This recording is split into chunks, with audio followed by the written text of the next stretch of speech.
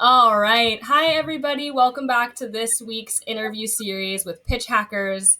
Joining me today are Madhu 𝐞𝐝𝐞𝐼𝐧𝐢 and Hanz 𝐸𝐾𝐲𝐫, distinguished Silicon Valley veterans with a combined 40 plus years in the industry, building, scaling, and investing in companies. Together, they have contributed to 6 successful startup exits, which have combined commanded a total of $1 billion at their respective points of exit. Madhu and Hanz have leveraged their successful operating experience to build a massive investment portfolio and eventually led them to build 𝐑𝐞𝐝𝐞𝐼𝐧𝐢, an advisory firm supporting startups, VCs, incubators, and governments in emerging ecosystems outside Silicon Valley, notably across Africa, Middle East, Europe, and Asia. Thank you so much for joining me today. They're also friends of mine and have so much to offer. So I'm just going to jump right into the questions. Sound good? Because we have a lot. Sounds wonderful. Thank you. Thank you for having us. Good. Well, the first topic is just about successful exits. To all the founders currently navigating the roller coaster of their first startup, reflecting on your successful exits, what would you say were the pivotal decisions or defining characteristics that truly propelled these companies towards a successful exit? Yeah, maybe I'll go first, and then Hans, I'll volley it over to you, and then we can go back and forth that way. So, great question. I would say there's a typical answer and there's an atypical answer, right? I'll begin with the typical answer, or I should say expected answer, which is it depends. It's a variety of factors that help you navigate toward a successful exit. If we look back at the 20 plus years of what we've done, there is definitely luck. A huge part of acquisitions just happen as irrational matchmaking, much like human relationships. The buyer needs to like you, but at the same time, it's going to take forever to convince the acquiring company that you are the right fit, even though it is the right fit. There is a skill for the team. You have to be very prepared and agile to navigate, to find yourself into a place where you're attractive to somebody to acquire. There is the market conditions. So it's easy to see when it's blindingly obvious that this is the right market to raise money, this is the right market to try and sell. It's less so obvious when you are just about to go into a favorable or unfavorable situation. So how much foresight, how much kind of reading the tea leaves do you have in order to identify? So as an example, one of the first companies that Hans and I worked at, a company called Adify, we were acquired for $300 million back in 2008, maybe 3 months before the markets collapsed. So had the acquisition taken just another month or two to close, it would have been a radically different scenario, right? So it's a mixture of drivers. So there's sort of timing, there's luck, there's preparedness, etc. So quick answer to that. And then the atypical thing I'll say really quickly is that people underestimate market conditions and luck and overestimate their own abilities, right? People like to write about, oh, this person saw this and sold this company for 300 million or 500 million or 20 million or whatever. But oftentimes there's a whole lot of other factors in play, and opportunity and luck tend to be significantly undervalued. And then I'll turn it over to Hans with that. I mean, with such a response, I mean, what do I need to talk about at this point? But maybe at least what I say will resonate with other people, restating some of the things that Madhu said. And Madhu, I'm going to kind of scratch your brain a little bit here. There was a gentleman who was, I think, a GP of a firm that they invested in a bunch of companies. He gave a speech and he talked about the many variables based on the companies that he invested in. I forgot his name, but he did talk about those same variables. So there's the team, there's the idea, there's the market fit, there's the timing, and there's luck. I think there's a handful of variables there. And funny enough, when he went through the hundreds of companies they invested in, they're like, one of the things that really was a big part of the success of so many companies was luck. And that's something you just can't plan for. But, in aggregate, when you look at all the other variables, you're like, okay, well, we want a good team. Mm-hmm. We want an idea. We need some idea that really connects with market, and there's some sort of market fit, but ideas change and evolve. To Madhu's example, I mean, at Adify, we had four different kind of product lines until we figured out the one that was really going to hit traction and grow. And then there's this whole idea of second-time entrepreneurs, third-time entrepreneurs with that level of understanding of what they need to do and that experience that helps out a lot. But again, some of the coolest ideas come from people who haven't done it before. Mm-hmm. So it's kind of a double-edged sword where we've done it before, we know what we need to do, or we have tremendous creativity and this open-mindedness around all the possibilities are endless because sometimes it's good not to know, right? So it's kind of that sweet spot in the middle. But to Madhu's last point, super important. Don't overestimate what you know and what you can do, and don't underestimate kind of this divine variable that's floating around, this luck that plays a big role in a lot of the success. Last example, the Google came in sixth into the market, and they behind Alta Vista, behind Yahoo, and they ended up where they ended up. And a lot of it was, I remember watching an interview back in the day. It was, look, we did what pretty much most people did. We had our own idea around simplicity and that level of creativity around that, but a lot of it was luck, right? Things started happening a certain way where we couldn't really plan it. So it was on their side. So, that's a good thing to keep, kind of to understand that even if things don't work out, that could be a good thing, so don't lose hope in that process. Yeah. Totally. Hans, when you said the Google thing, that made me think of something else. One other thing I'll say is things that you can control and things that you can't, right? That's been a theme that Hans also touched on. A lot of acquisitions, again, in the context of acquisitions that we're talking about here with the question, a lot of acquisitions begin much earlier than people realize. It isn't I'm now in the market to sell or I'm in the market to buy. It is, I've been working with this company in the form of a customer, in the form of a strategic investor. When Cox bought Addify, it was probably a 14-month period where Cox was coming on board as a customer. And those conversations naturally evolved to, wait a minute, you guys are in a field that we want to get into, et cetera, et cetera. So never underestimate just like you never underestimate the force of luck, also never underestimate the value of relationship building in the context of acquisitions. We had solid operators too. I mean, we had some pretty cool people that were running the company that very smart. So it's so it was part of that experience that enabled some of these things as well. Yeah, those guys had the foresight to build relationships ahead of time. And so if you're an entrepreneur thinking about acquisitions or things like that, think of all the potential companies that could in any form be relevant to your business. I mean, you can only see what you can see today, but in that context, start building relationships as a customer or as an investor or as a mentor, et cetera, et cetera. So those are some quick reactions. I mean, it's perfect. And that last one was really important. I think folks underestimate what I see as two pieces that really are traits I see in successful companies, successful VCs, is the power of integrity and the power of community. Like not necessarily networking, but building strong relationships, with folks like, you guys.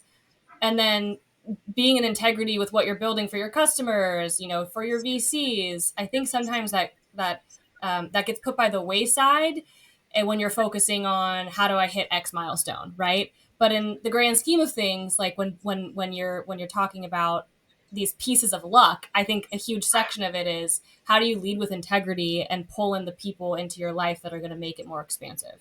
So well said. Yep. I love it. Okay, well, speaking about leading with kindness, you two are truly some of the kindest and most willing to help individuals I've met in Silicon Valley. And in all honesty, some aspects of Silicon Valley are pretty cutthroat. How do you think your ability to give back has shaped your success building companies and then finding companies to invest in? Yeah, fantastic question. I was just, maybe Hans and I were talking about this, where I was talking to somebody else recently about one thing that Silicon Valley does possibly better than any other ecosystem on the planet. And that is we've kind of developed a master ability to use trust as a currency, right? So if I do something for you, I owe you one, or you owe me one, right? That world, leaves people on much more even ground than money in the bank or how many cars, how many companies, etc. Because a lot of that is kind of ambiguous in Silicon Valley, right? Depending on who you are, everybody's kind of, or not, there's a lot of people you'll come across as investors or advisors or entrepreneurs, and it's really tough to tell. But the way you navigate that is you truly build deep relationships and you establish a currency of trust around your reputation. And that's one factor I feel we do better than we as an ecosystem do better than most places. And so if you build trust in the audience's eyes, then there is a deeper bond built that's more than just transactional. And so I always think of killing with kindness is sort of what can I do for you truly to make you feel like, oh yeah, thank you. That was a genuine act of trust or the genuine act of support. And I think that drives a whole lot of activity. It makes me feel good, helps the person genuinely in a manner. And the MO is I like it to have currency, trust as a currency. So that's why I'm going to act. And if that comes with benefits, great. If that unfortunately comes with bad actors, it's okay. The universe has a master karma system that it's running. It's not in my hands, so I'll let it be. So that's how I think about it.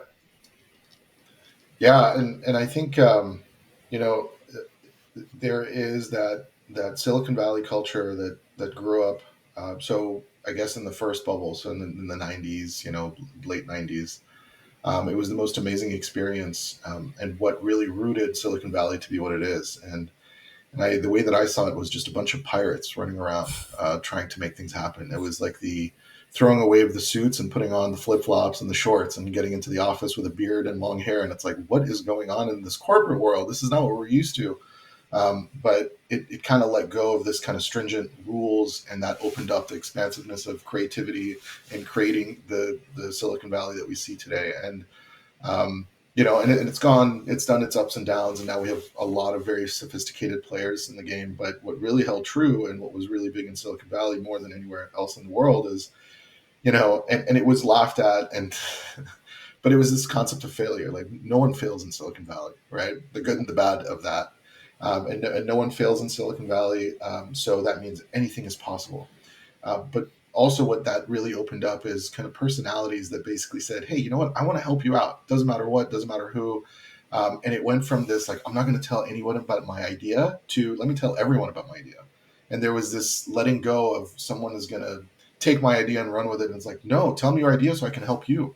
And it became this kind of free for all of, I don't know, maybe it was like this 70s experience without the drugs, but mostly with technology, right? Like, let's do this together.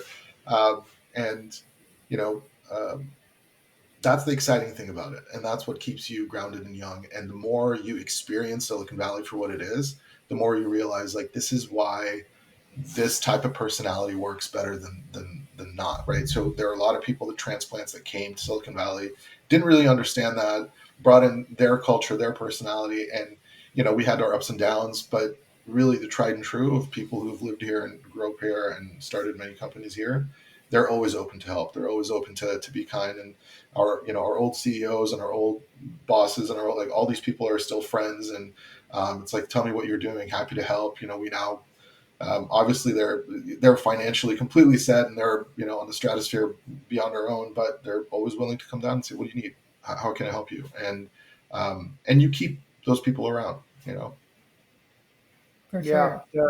I'll throw in one soundbite. Oh, wait, Madhu always does this. Madhu always does this one more thing. So that's just part of his personality, which I love very much, because we always miss something and he always brings it back. And it's like, thanks, that was a good one. Yes, that just one more thing is kind of going to be the title of my book before I pass.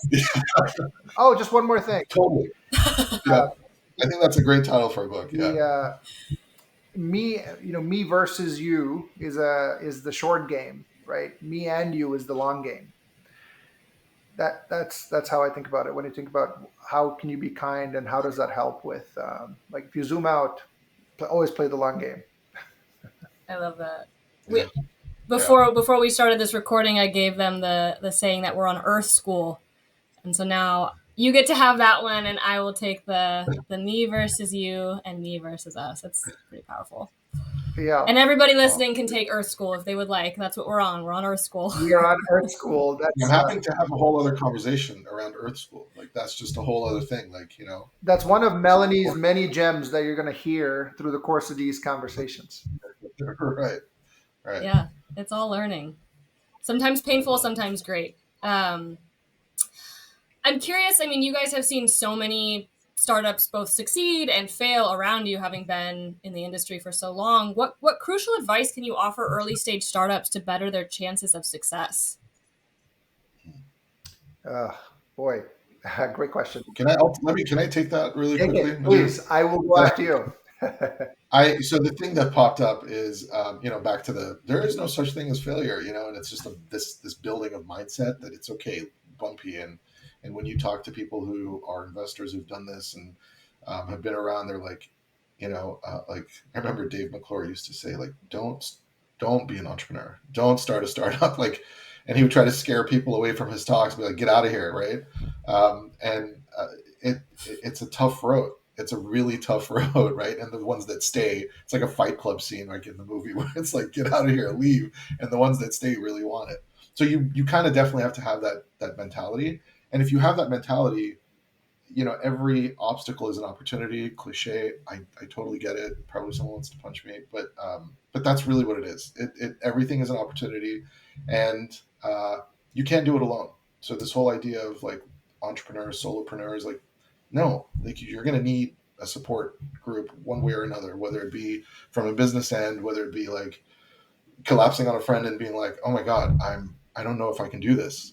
That's the reality of it. Right. So just know that it's the road isn't for everybody, and not everybody's an entrepreneur, and that's okay. But everybody has an ability to want to do something, build something. And we've had friends who didn't succeed in one aspect of their career in one company. They go and they do the same thing in another company, and they are just blown up. It's like amazing, right? So the environment has a lot to do. Timing has a lot to do. Like, just don't give up. And it's hard. And redefining your idea of success is a really important thing as you move along, because if you think that it needs to be a certain way, well, you're constantly fighting the rest of the world that's probably trying to help you in that divine timing we talked about, in such a way that is going to refine your image of reality. But if you don't allow it, you're going to get stuck, and yeah, you're probably not going to succeed. Yeah. Oh boy. So Hans is the philosopher between the two of us, just for everybody here and for you, Melanie. So you'll see. I'll build off of what Hans was saying, specifically on the topic of redefining what success is and failure is, because the question is guidance or advice for folks that are thinking about, that are entrepreneurs or startup builders. How do you think about failure? I will add to that point of definition of success and failure. I think that is where you want to begin. One of the most crucial lessons that I have learned to date in all of my time on Earth School is you have to understand what your expectations are going in. Be really honest about what it is that I'm looking to get out of this. Want to build a company, raise money, sell is such a superficial narrative that you will be doing yourself a disservice even after you sell your company and make X million dollars or whatever. If you are not honest with what it is that you're embarking on here, you'll just end up being hungry no matter what. So what is it that you're looking for? Is success selling the company? Is success learning how to sell to large enterprises? Is success building a very thriving developer community as a part of you building this company? What is success for you? And conversely, what is failure? If you're building in public, like a lot of companies are doing today, and you built up a 20,000 person Discord following and Twitter following, then even if your product didn't go where it wanted to go at the end of the year, that just opened you up to 10 other opportunities. So is that failure?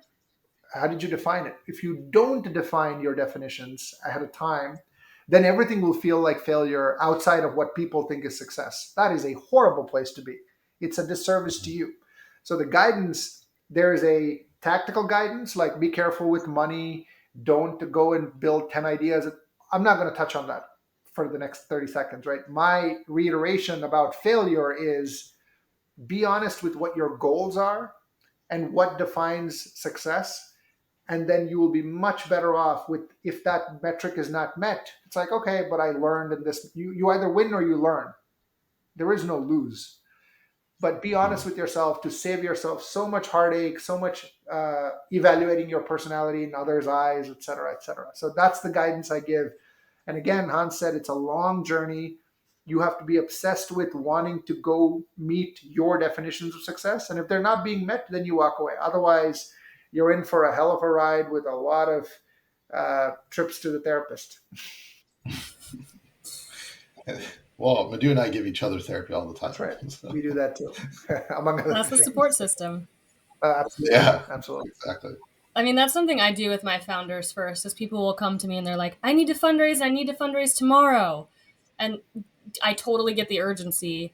Before I even touch on that with them, I go to, well, what is your why? Like, why are you doing this? Because you're going to go fundraise, and then you got to go execute and deploy, and then you got to go fundraise again. And then let's say, you know, best case scenario, you IPO and you're a unicorn. Like, then what? You know, then there's that hungry ghost attitude that I actually think there's a lot of in Silicon Valley now, where it's like just this chasing and this running. And if you can just continue to come back to that why, it makes stuff so much easier. It's so much easier because you're rooted in that sense of purpose, you know, which is forgotten. Yeah, for sure. I love that you use the hungry ghost analogy, because that's it. And you know, if people don't know what the hungry ghost is, I took actually Buddhism from an Indian perspective in the last course of college, and the wheel of reincarnation popped up, which I have a whole story around that. And so just it's this concept of, you know, this really kind of big bellied. It's not a human, right? But it's like the at least in it's analogous, like what a human would be, right? Like tiny throats, big bellies can never have enough. The more they consume, the more they need, because, you know, got to fill that big belly of theirs. So in Silicon Valley, it's very much like that, where it's like, well, now what, and now what, and now what, and that's why you actually see a lot of people disconnect from that and find a sense of simplicity in their journey, and they can still be in that world and build companies and make money, and it's, you know, like it's just again, back to that mindset thing and how you ground yourself on a day in and day out. And people know that, right? When you talk to someone who's in need and transactional, or you talk to someone who's relaxed and happy to help, that comes out so quickly, especially people who've lived here long enough. They're like, yeah, I kind of don't want to be dealing with this person, or, you know, whatever. I did my part, and people can get a lot more help if they're more authentic and really more open about what they really want. Yeah. And it's forgotten too. I mean, that's the crazy thing, is it seems so simple, but the reminders to continue to come back to that is crucial. So I'm excited for people to hear that. 100%. I want to be conscientious of your time. I made way too many questions because there's so many questions to ask you guys. But I want to touch on 𝐑𝐞𝐝𝐶, and you guys have come together to build this advisory firm. And I want to know, you know, why did you guys decide to partner together? What are you building, and what legacy are you hoping to leave behind you? Very loaded questions. All I have to say, and I'll let Madhu start, is I lassoed a unicorn. So Madhu's my unicorn, and I lassoed him in, and it took me a while. It took me a long while, but I finally made it happen. Was it with kindness?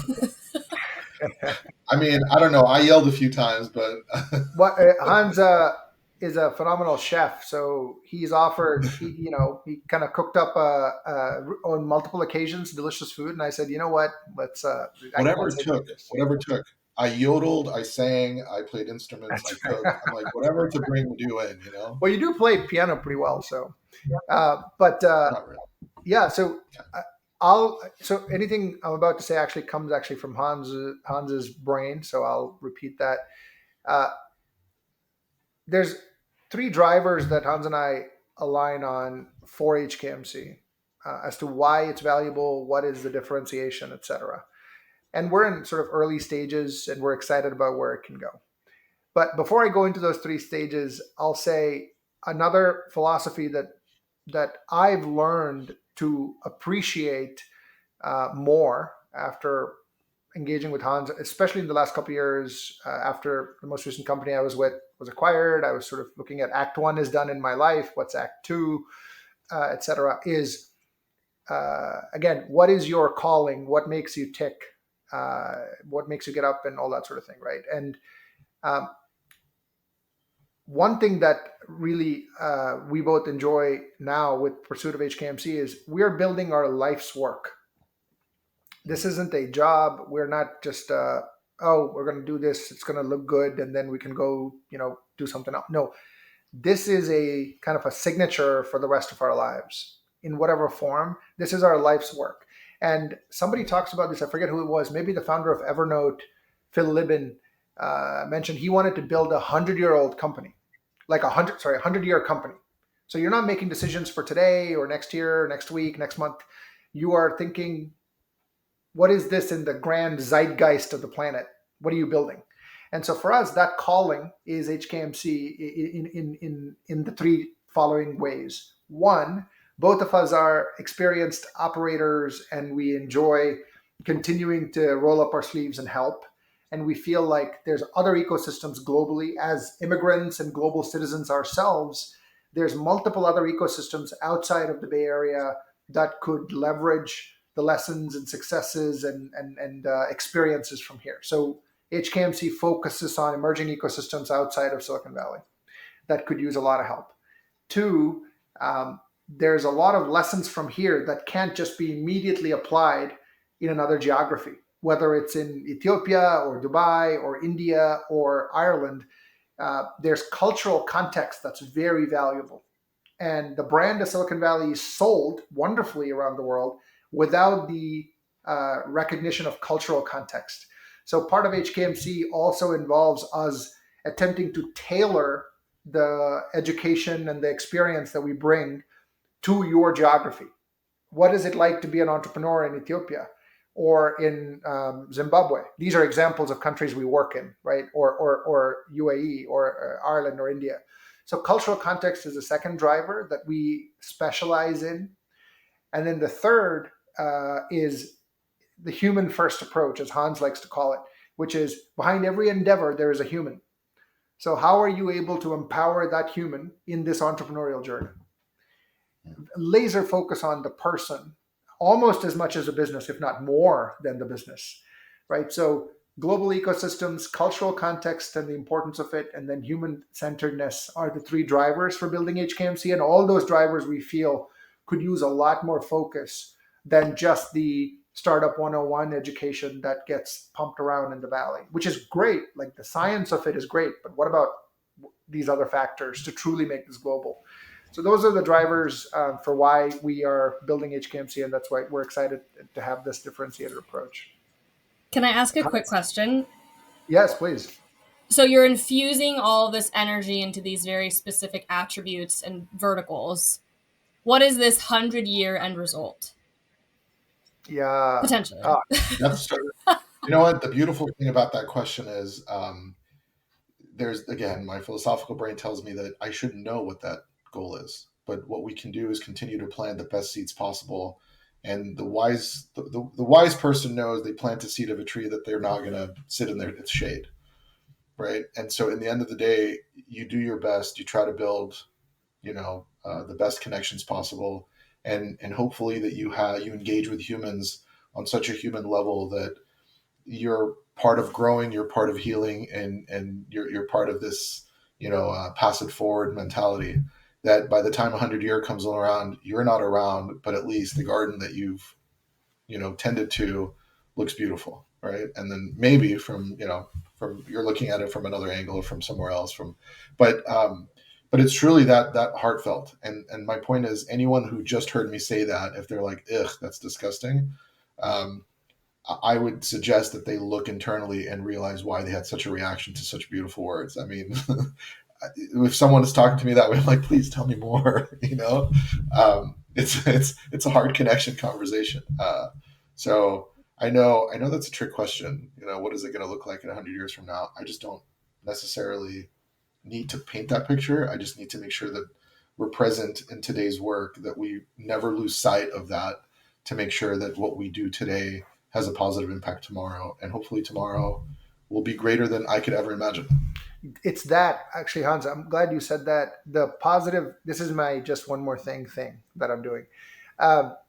the theme of the 100-year vision, right, is empowerment. We may not know what it looks like, but it goes back to you and me, not you or me.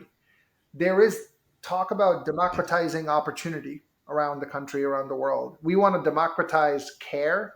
We want to democratize empowerment. We want to democratize sort of awareness. That's the theme of the 100-year thing: is can we build ecosystems in the context, in the manner of Silicon Valley, but probably better, probably different, that you don't have to come to one location to do amazing things. We're already seeing evidence of that, but not to the extent that we think.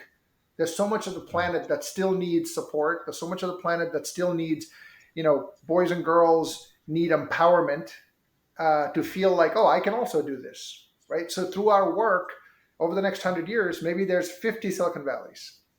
Maybe there's 10,000 times more entrepreneurs building world-changing problems and empowering humanity. So the seeds that we plant, can they empower successive generations? Is the theme that we want to pursue. Like HKMC is kind of building that vision toward democratizing empowerment.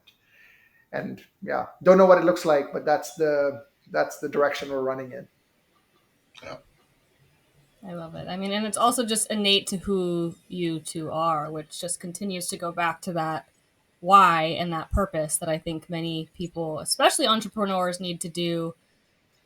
I know things are metrics driven, but that if you can come back continuously every day to the why, it makes the metrics and all of these other pieces fall into place a lot more seamlessly.